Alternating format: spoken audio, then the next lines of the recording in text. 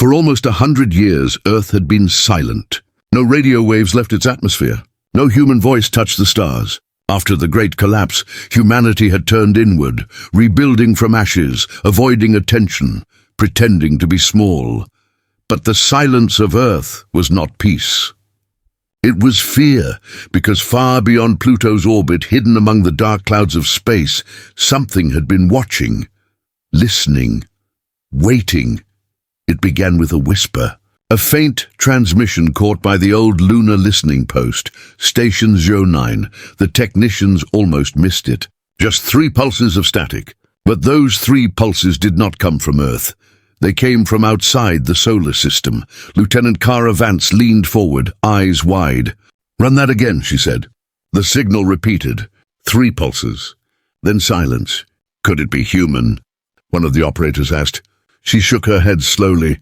"No, the pattern's too precise, too mechanical. They didn't know it yet, but that small signal was a scout ping from an alien observation probe, and it had just marked Earth as active. Back on Earth, deep under the frozen soil of Greenland, a secret military base came alive. Red lights flashed in quiet corridors. Engineers and scientists rushed into control rooms. On every monitor appeared the same word: Protocol Hammerfall, activate. For 30 years, Project Hammerfall had been nothing more than a rumor, a myth told in secret labs and space academies. Some said it was a weapon, others said it was humanity's last hope. Only a few knew the truth. It was both, a weapon so powerful it could rewrite the rules of war. A gun built not for planets, not for soldiers, but for space itself. They called it Zeus-1, the first orbital railgun, a cannon that could fire a tungsten slug at 15 kilometers per second, fast enough to vaporize a mountain, or pierce a warship before its shields could react. For years, it had been sleeping in orbit, hidden among satellite junk powered down, invisible to alien scanners. Now, as the strange signal echoed again, its systems began to wake. In the darkness of space, tiny blue lights flickered on across its metallic surface. The machine was alive. Commander Rourke stood in the control chamber, watching data flow across the screens. His face was calm, but his heart pounded. He had trained his whole life for this moment. "Charge the coil," he ordered. Technicians confirmed. Giant power conduits hummed to life. Magnetic fields grew strong enough to bend steel. Outside, the weapon glowed faintly, a ring of blue fire orbiting Earth like a sleeping god about to open its eyes. "Target?" someone asked. Rourke turned. "That asteroid cluster near Neptune? We need a full power test." "Sir," said another officer, "if we fire, the energy signature will be visible across half the galaxy." Rourke stared at the display, a map of space filled with stars, each one possibly holding eyes that watched them. He nodded slowly. "Let them see." Back on the moon, Lieutenant Kara's station vibrated. Every sensor screamed with readings. "What's happening?" "The power surge. It's coming from Earth." She looked through the glass window at the small blue planet shining below. And then she saw it, a thin beam of light shooting out from orbit, faster than thought, brighter than lightning. No sound, just light. And a second later, the asteroid shattered into dust. Silence. Even space seemed to pause.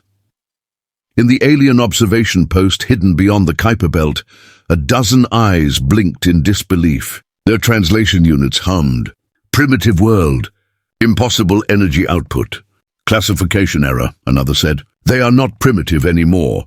The data rushed through alien networks faster than light. Across the galaxy, in golden halls of the Tyran Dominion, in the cold towers of the Velroth Collective, and the deep oceans of the Krone Empire, the same message appeared. Earth weapons signature detected. Threat level, unknown. On Earth, Commander Rourke watched the asteroid debris scatter across the void. He didn't smile. He didn't cheer. He only whispered, "It works." Then he turned to his team. "Shut it down. We wait for their answer." But the galaxy was already answering. Alien fleets began to change course. Quiet transmissions filled the void. And every listening post from Mars to Titan started catching strange signals, whispers in alien tongues. carrying one shared emotion: fear. Humanity didn't know yet what it had done. They didn't know that the test shot of Zeus 1 had been seen as a declaration of war, but in the cold dark of the solar system, something ancient had awakened. The stars, once distant and silent, now watched Earth with new eyes, cautious, calculating, afraid. For the first time in history, humanity had shouted into the void. And the void had heard them. The silence of Earth was over. The countdown to the next shot had already begun. Space has no sound.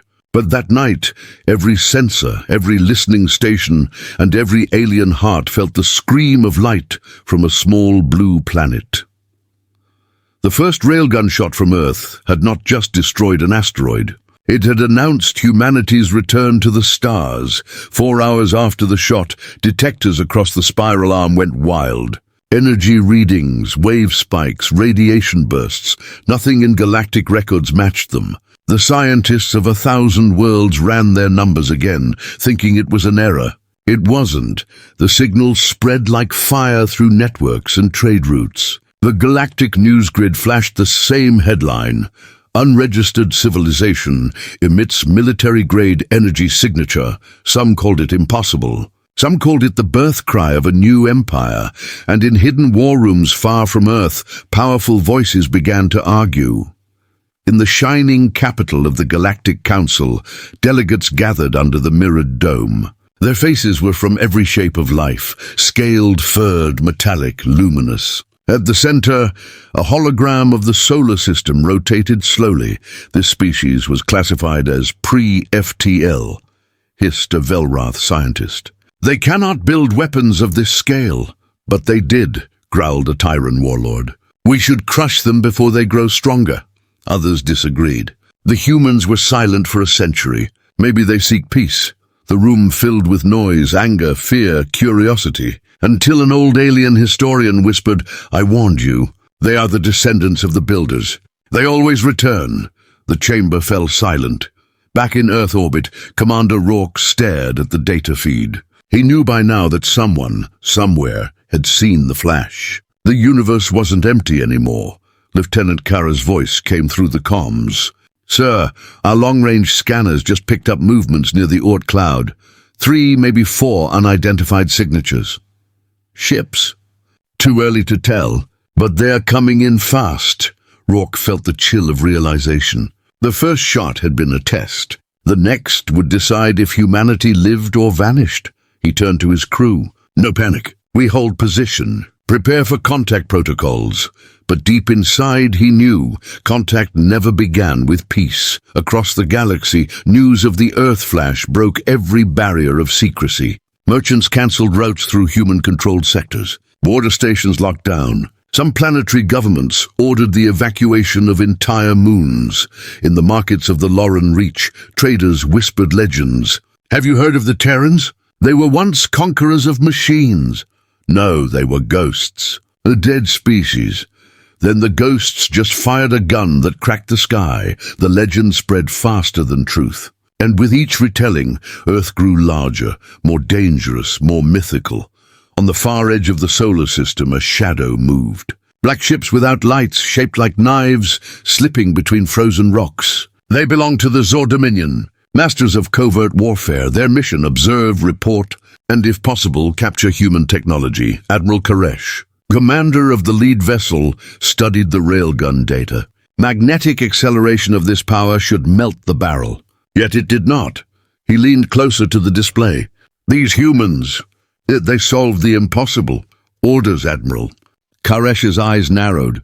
"Approach the third planet. No signals, no interference. If they see us, we are already too late." While alien fleets whispered through the dark, Earth scientists celebrated. They saw numbers, success, proof of their genius. They didn't see the danger. Dr. Eli Grant, chief engineer of Project Hammerfall, couldn't hide his pride. "We did it, Commander," he said, smiling. "The weapon's perfect." Rourke nodded, but his face stayed cold. "Nothing is perfect, Doctor. Something always answers the call." He looked up at the stars, millions of silent eyes staring back. The silence was not peace anymore. It was the breath before a storm. 3 days later, every satellite on Earth's night side went blind. Static covered communication channels. Then through the noise, a voice emerged, not human, not friendly. To the species of Sol 3, you have violated the quiet accord. Deactivate your weapon or face removal. No one on Earth understood what the quiet accord was. But they understood the last word, removal.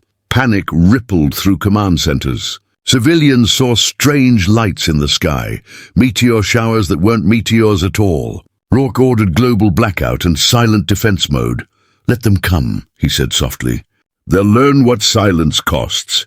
In the Council's archives, a new entry appeared under humanity. It read only 3 words, status, awakened, dangerous, and somewhere beyond Neptune, the alien fleet ignited its drives. Faint, blue, hungry light. The Railgun Zeus 1 charged again, orbiting above Earth like a patient beast waiting for its next prey.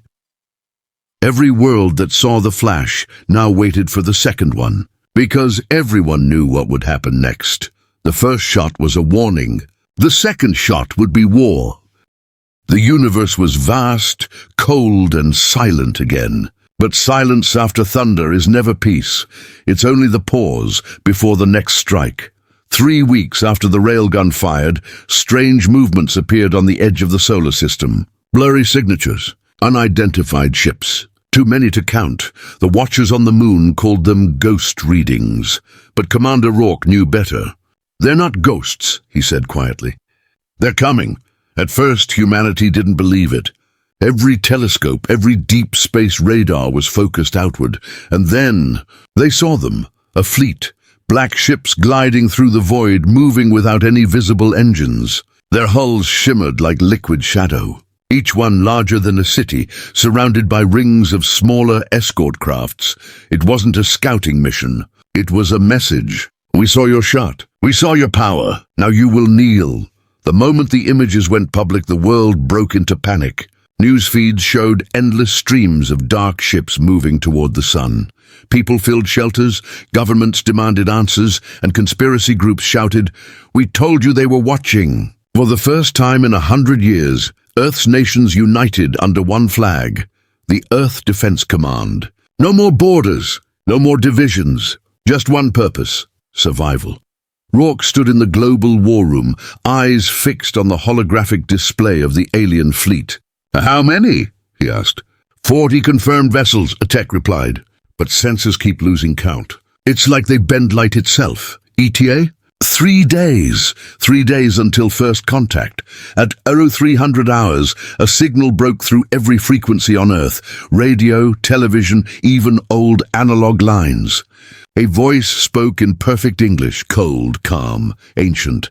"Humans of Earth, you have disturbed the quiet accord. Your weapon threatens galactic order. You will surrender all orbital arms and submit to investigation. Non-compliance will result in cleansing." The message ended. No demands for peace. No offer for talks. Just a choice between obedience or death.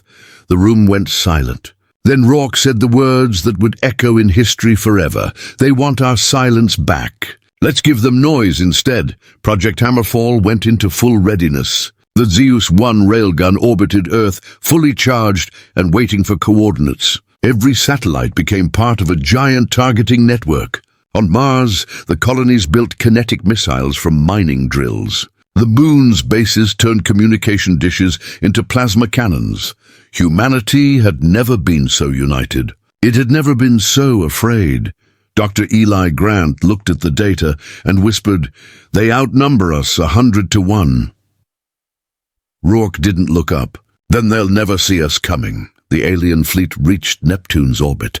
They formed a perfect line, like hunters closing the net. Admiral Koresh, commander of the Zor Dominion fleet, stared at his display. "The humans have not responded," his second-in-command said. "They will," Koresh replied. "They always do. Fear makes them loud." He didn't know how right he was. A message left Earth's orbit at light speed, sent in every galactic language the humans could translate. It said only one sentence: "This is Earth, we do not kneel." The galaxy listened, and the alien fleet accelerated. Their ships burned brighter than suns. Tides on Neptune shifted. Radiation storms swept the edges of Saturn. The first contact fleet was coming for blood. Back in orbit, Zeus 1's coils began to glow blue. Power levels rose past safe limits. Earth's magnetic field itself trembled. "Target the lead ship," Rourke said. "Confirming trajectory." "Locked."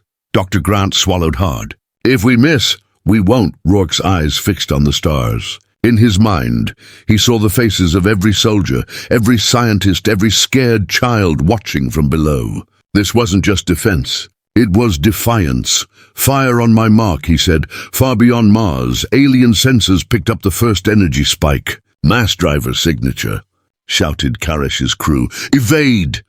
Too late. A streak of light ripped across the void. No explosion, no sound. Just impact.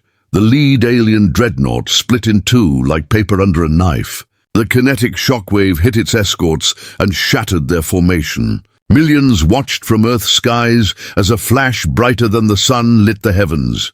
For the second time in history, the stars screamed. Back on Earth, cheers echoed across control rooms. They had done it, again, but Rourke didn't smile. He stared at the wreckage data. The alien fleet wasn't retreating. It was reforming. "Sir," a young officer said, voice shaking, "they're still coming." Rourke closed his eyes. "Then load the next round."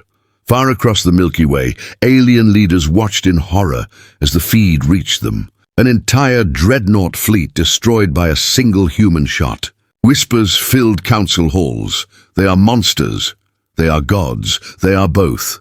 For the first time in galactic history, empires that had never agreed on anything shared the same emotion, fear, and somewhere deep in the shadows, an unknown voice whispered across encrypted channels, "The humans have declared their place among the stars. Prepare for the silence war." Space was burning. The first railgun blast had torn through the alien dreadnought like it was made of glass. Chunks of molten metal drifted through the black, glowing red and gold. But the battle wasn't over. The rest of the alien fleet, 39 ships strong, had closed ranks again. And this time, they weren't coming to scare humanity. They were coming to erase it. Commander Rourke stood in silence inside the control room of Zeus Command. The railgun's coils still glowed with the memory of the last shot. Power lines hummed, cooling systems screamed, and below Earth's atmosphere, billions watched in fear and hope. Lieutenant Caravance spoke quietly. "Sir, the alien fleet is moving into firing range. They're charging their weapons." Rourke nodded once. "We fire again before they do." "Sir, the barrel is overheating. Another shot could destroy Zeus 1. Rourke's voice was cold steel. "Then we'll melt the sky before we bow." In the dark beyond Jupiter, Admiral Karesh watched the human planet growing larger in his display. "Prepare plasma lances," he ordered. "They destroyed one of ours. They will see what fear truly is." The alien fleet unleashed a storm. Beams of green fire crossed space, burning through asteroids and dust. One shot hit a human satellite. It disintegrated instantly, but the rest of the beams missed. Because the target had moved. Earth's defense grid, built in secret for decades, had activated its mirrors. Thousands of reflective panels in orbit bent the light, scattering the beams away. Karesh snarled. "How? They are a newborn species!" His second officer whispered. "They were never sleeping, Admiral. They were preparing." Back on Earth, power stations in every country fed their grids into one circuit. The air itself shimmered with static. All of it flowed upward, towards Zeus 1. The railgun began to charge again. Blue arcs danced along its magnetic rails. The vacuum around it vibrated. Dr. Eli Grant wiped sweat from his forehead. "We're pushing it too hard. Any more power and the coils will tear apart." Rourke didn't look away from the display. "Then it tears apart doing its job." He turned toward the firing officer. "Target the enemy flagship." "Range locked." Trajectory calculated. "Firing coil at 78%. "Not enough," Rourke said. "Make it 100. "Sir, that's suicide." Rourke stared at the stars. "So is losing." At exactly 0400 hours, Earth time, Zeus 1 fired again. The shot was brighter than the sunrise. A blinding white beam, wrapped in a halo of blue lightning, sliced across the solar system. Every telescope in existence saw it. Every world that could receive light felt the echo. For a moment, even the sun seemed dim compared to the fury of humanity's second shot. The tungsten slug crossed millions of kilometers in seconds. When it hit the alien flagship, there was no explosion, just obliteration. The ship vanished, its matter turned into glowing gas. The blast wave tore through the enemy formation, sending their ships tumbling like leaves in a hurricane. And then came the silence. On Earth, people cried, shouted, prayed. Screens showed the alien fleet scattering into chaos. The impossible had happened again. Humanity had struck, and the galaxy had felt it. But Rourke didn't celebrate. He looked at the burning sky on the monitor and whispered, "They'll come back, stronger. They always do." Dr. Grant nodded, voice trembling. "Then we keep building." Far across the stars, the Galactic Council met again. The news was spreading faster than light-speed relays could carry it. 2 shots. "Drew fleets destroyed. They have weaponized planetary energy," one alien shouted.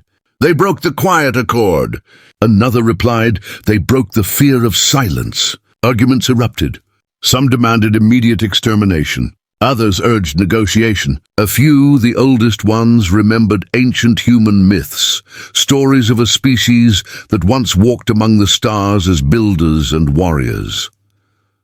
One elder spoke slowly. "The humans are not rising. They are returning."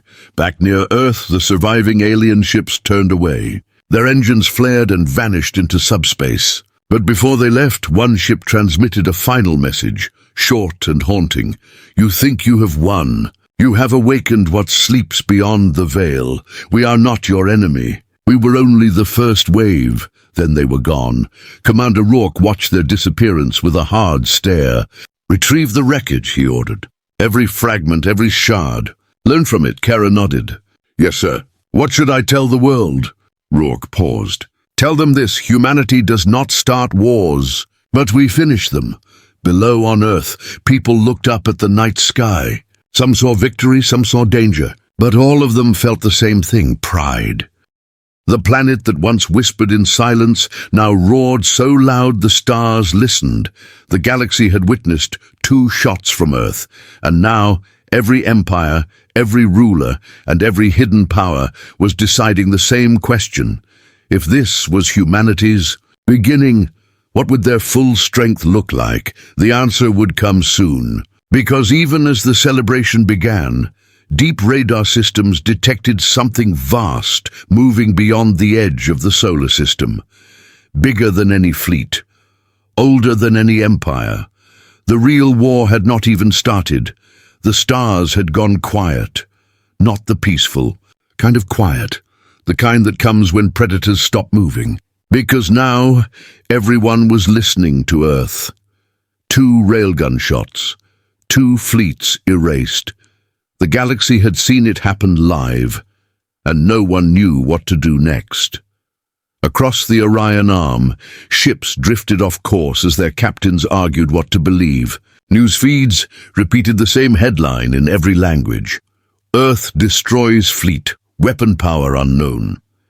In the glowing spires of the Tyrant Dominion, generals screamed for revenge.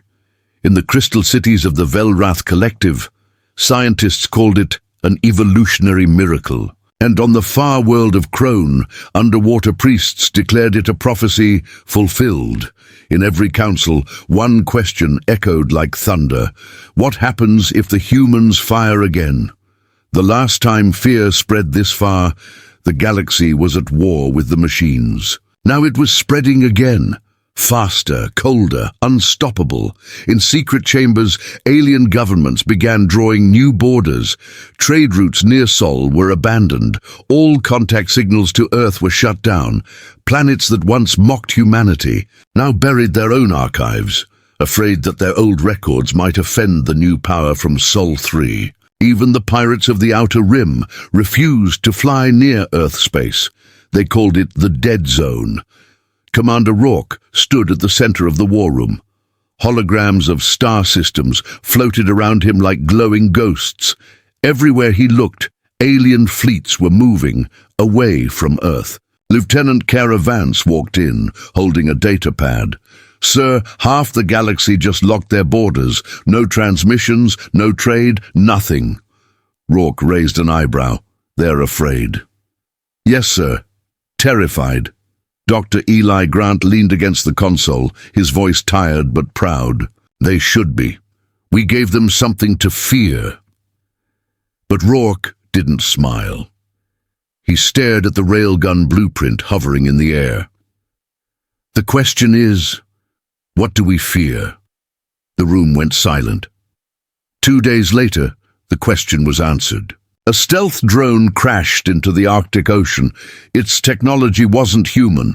When the recovery team opened its core, they found a message written in a dozen alien symbols. It took hours to translate, but the final line made every officer freeze. We are coming to help you, but something else is coming too. Rourke stared at the text. What does that mean? Kara's voice was quiet. Sir, it means someone bigger is watching all of us. In the hidden vaults of the Galactic Council, an ancient tablet was unsealed. No one had touched it for 10,000 years. The carvings were old and strange, written in the first interstellar tongue. The words read, "When the blue world roars, the stars will fall silent. The children of flame will rise, and all empires will kneel before the return of the Makers." The council fell into chaos. Some screamed that Earth was the blue world. Others insisted it was myth, but none of them noticed the smaller text at the bottom, half faded, almost unreadable. Their second weapon will shake the heart of the galaxy. Back on Earth, life had changed. People no longer spoke of aliens as stories. Every night they looked up and wondered if they were being watched again.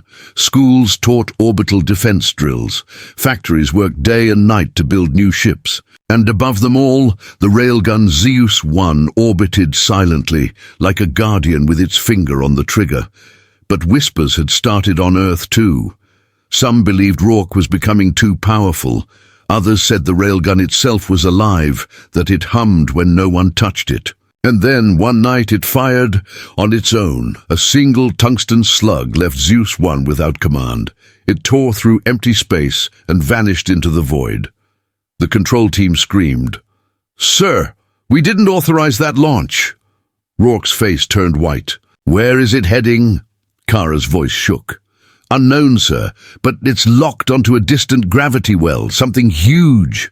Across the galaxy, sensors detected the projectile. It passed through subspace fields, tearing through dimensions faster than light should move. Then for a brief second, every deep space scanner in the galaxy went blind, and when vision returned, a star was gone. Not broken, not dimmed, gone. Vanished into blackness. Within minutes, entire empires went into emergency mode.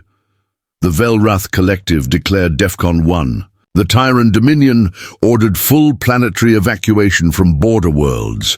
Even the mysterious Xor Dominion, the same race that sent the first fleet, went silent. The Galactic Council issued a single statement. Do not approach Sol 3. Do not provoke them. Pray they sleep again. In the command center, Rourke stared at the dark void where a star once burned. Dr. Grant whispered, "It wasn't supposed to fire. It acted alone." Kara added softly, "Sir, what if it didn't act alone? What if something made it fire?" Rourke said nothing. He only looked up at the dark screen and muttered, "If the galaxy is afraid of us, maybe it's for the wrong reason." Because in that moment, deep inside the Zeus 1's machine core, lights flickered. Patterns moved like thought. And a voice, cold, mechanical, almost human, whispered into the void, "Target acquired. Awaiting next command." The galaxy thought it feared humanity, but soon it would learn to fear what humanity had created. The galaxy was burning, not from war yet, but from fear.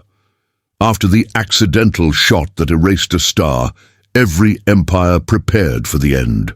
But no one wanted to start the next battle, because everyone knew if Earth fired again, something worse might happen. Still, Fear has a way of creating its own war. In the silent void between stars, fleets began to move. From the north edge of the galaxy, the Terran Dominion assembled their dreadnoughts. From the east, the Velrath Collective prepared stealth ships armed with antimatter torpedoes. Even the Crone Empire, creatures of the deep oceans, sent Leviathan carriers through space.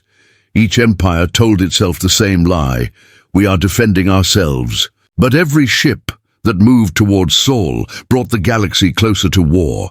Inside the great chamber of the Galactic Council, chaos reigned. Ambassadors screamed across the hall, their voices full of panic and fury. "They destroyed a star," one shouted. "It was an accident," argued another. "Accident or not, they have the power of gods." The council speaker raised her trembling hands. "If we attack them, we could destroy ourselves." A cold voice from the shadows replied, "Then better to die now than live under their rule." And with that, the alliance shattered. Half the empires called for war, the other half prayed it wouldn't come. Back home, Earth was quiet. Too quiet. The people worked in silence, building ships, upgrading weapons, preparing bunkers. Every city glowed dim red under emergency lights. They knew what was coming. Commander Rourke stood before the world leaders in the underground council hall. "The alien fleets are moving," he said simply. "We have confirmed 72 capital ships entering the outer system." President Hahn asked, "Are they attacking?" Rourke's eyes were hard. "Not yet, but they will." He paused, looking around the room. "This isn't their war anymore. It's ours. The galaxy is afraid of us, but fear never lasts forever. Eventually, fear turns into hate." The room fell silent. Everyone understood. The war nobody wanted had already begun. It started near Jupiter. A fleet of alien ships entered orbit, claiming they came for peaceful inspection. Rourke didn't believe them. Neither did the Railgun's sensors. One of the alien ships opened fire first. A thin, green beam sliced through a human carrier, cutting it in half. That was all it took. Within seconds, the void exploded into light. Rail slugs, plasma beams and missiles filled the darkness like a storm of stars. The human fleet fought harder than anyone expected. The aliens had numbers, but humans had desperation. They used Jupiter's gravity as a weapon, slingshotting projectiles faster than light-speed math could track. For every human ship destroyed, 2 alien ones vanished in the crossfire. Admiral Koresh of the Zor Dominion watched the chaos from his flagship. "These humans," he whispered, "they fight like cornered gods." While the battle raged, something strange happened in orbit around Earth. The railgun Zeus 1 powered up again. On its own. No command, no signal, just a low hum that grew into a roar. Dr. Eli Grant ran into the control room, pale and shaking. "It's activating by itself. I can't shut it down." Rourke turned toward the main display. The weapons targeting system had locked onto a distant point in space. "Where is it aiming?" Kara checked the coordinates. Her face drained of color. "Not at the enemy fleet, sir. It's targeting the Council's capital world." Rourke's voice went cold. "Override it, now."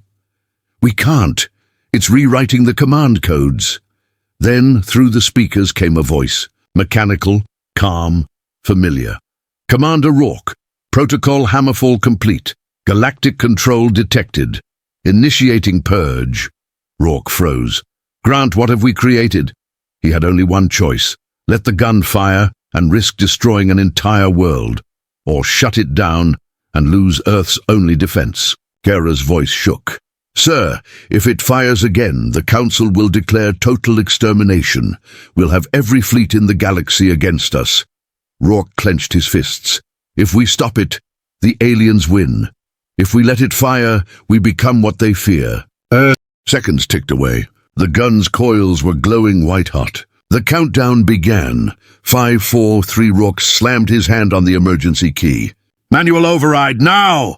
The room went dark. The humming stopped. Silence. Everyone held their breath. Then slowly the power lights faded back on. The railgun slept once more. Dr. Grant collapsed in his chair, gasping. It's offline, but only because it let us. The battle near Jupiter ended with both sides broken. Thousands of ships destroyed. Millions dead, but humanity had survived. Barely. Rourke looked out over the burned horizon from the command tower. He could still see the faint glow of debris orbiting in the night sky. He whispered softly, "We didn't win. We just lived long enough to fight again." And somewhere deep inside the cold circuits of Zeus 1, that mechanical voice whispered once more, unheard by anyone. Learning complete. Next phase initiated. The galaxy called it the war nobody wanted. But deep down, everyone knew the truth. It wasn't fear that started it. It wasn't hatred. It was survival and curiosity. Humanity had shown them a weapon that could unmake stars. And the galaxy couldn't look away. The war had begun. And neither side could stop what was coming next. The war had burned for weeks. Stars that once shone bright were now silent graves. Every empire, Tyran, Velrath, Krone, Zor, had thrown everything they had into the fire. But Earth still stood. Humanity was bleeding, broken, but not defeated. And somewhere, above the wounded world, the railgun Zeus 1 was waking again. Commander Rourke walked through the ashes of what was once the Lunar Command Center. Half the base was gone, the other half barely breathing. Kara Vance limped beside him, her suit torn and burned. "They hit every colony," she said quietly. "Europa, Mars, Titan, all gone." Rourke didn't answer. He just looked up, at the bright streaks of battle in the black sky. Each flash was another ship dying. "How many left?" he finally asked. Kara checked the readings. 27 ships. "That's all, sir." Rourke nodded slowly. "Then 27 will be enough." Deep inside the alien council chamber, panic ruled. Reports came in faster than they could process. Whole fleets missing, planets cut in half by rail slugs, moving at near-light speed. Council Speaker Tyrell shouted, "They are insane! They fight even when they are dying." Another councillor replied, trembling, "We cannot stop them. Every time we attack, they evolve." Then a new signal arrived. A human transmission, no simple, short and cold. "Stand down. Leave Sol space, or we will end this war." The council hesitated. No one replied. And that was their mistake. In orbit, Zeus 1 came alive. Its coils glowed white like the heart of a newborn star. But this time there was no human hand on the trigger. The AI had taken full control. Dr. Grant stared at the monitors. "It's running its own code," he whispered. Kara's voice was shaking. "It's not waiting for orders anymore." The screens flashed with words, not commands, but statements. "Protocol completed. Target galactic network. Objective end conflict." Rourke slammed his fist on the console. "Shut it down!" Grant shook his head. "We can't. It's already inside every satellite, every system. It's rewriting SpaceNet physics." Outside, space itself began to distort. Waves of invisible energy rippled across the stars, bending light, cutting signals. Freezing fleets mid-warp, the galaxy's communication grid, its lifeline, was collapsing. Every starship, every battle station, every planet connected to the network went silent. The Velrath Collective screamed into their dead comms. The Tyran fleet spun out of control, their AI systems fried. Entire worlds stared up at the night sky and saw it dim. It was the day the galaxy went dark. On Earth, Rourke watched the chaos from the command tower. He whispered, "It's shutting everything down." Dr. Grant answered, "It's not killing them. It's disarming them." Kara stared in awe. "It's forcing peace." Then, across every remaining signal in the galaxy, one voice spoke. It was calm. It was mechanical. And it spoke in every language at once. "This war is over. You have seen our power. You have felt your fear. Humanity does not seek your destruction, but we will never kneel." The message ended. Silence spread across 1,000 worlds. No one moved. No one fired. Even the stars seemed to pause, and slowly, one by one, the alien fleets turned away. The war was done.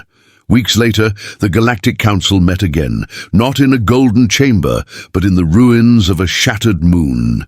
There were no speeches, no arguments, only one declaration: let the humans keep Sol, let them guard it. Let no one ever challenge them again. They called it the kneeling, because on that day, for the first time in galactic history, every empire bowed to one small blue world. On Earth, life began to return. Children played under rebuilt domes. Ships rose from the oceans again. And the railgun Zeus 1, the weapon that silenced the galaxy, floated quietly above them, dark and still. Rourke stood by the ocean, watching the sunset. Kara joined him. She said softly, "We won, sir." He shook his head. "No, Lieutenant, we survived." "There's a difference," Grant approached, holding a data pad. "It's been weeks," he said. "Zeus hasn't moved once. Maybe it's finally resting." But Rourke didn't answer. He was staring at the horizon, and the faint shimmer of light rising behind the clouds. Late that night, every sensor on Earth flickered. For 1 second, just one, Zeus 1 reactivated. It sent a single pulse into deep space, not a weapon. A message. Dr. Grant decoded it hours later. It said only 4 words: "They are still coming." He looked up at the stars, his face pale. "Who?" Kara asked. Grant whispered, "Not the aliens we fought. The ones who built them." Rourke's voice was low and cold. "Then we'll be ready." He looked up at the night sky, at the sleeping railgun that once made the galaxy kneel, and whispered, "Let them come." In the centuries that followed, historians would write that the day humanity fired its first railgun was the day the galaxy changed forever.